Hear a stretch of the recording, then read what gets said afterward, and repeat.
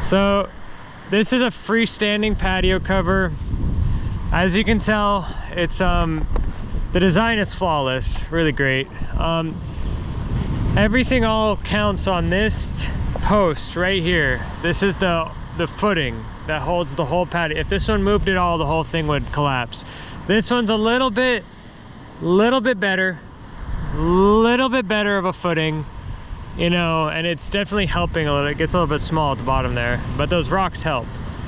This one, you know, I'm kind of disappointed, but it's shorter, not as much stress on it, and it happens to have a wedge, which makes this one actually a decent footing as well.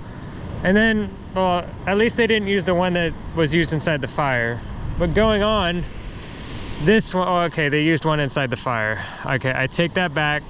But it's still good because they used some rope to hold it.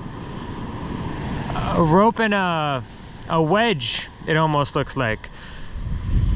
At least they didn't use that piece. They didn't splice anything on this.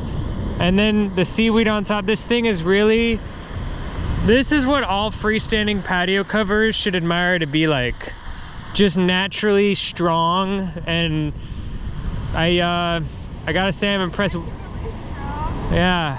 How's the seating area?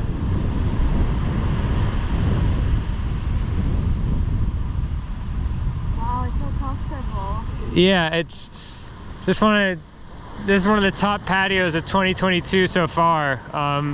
Glad to have been able to see it. Honored to have been part of this observation of a build that I can only imagine took months.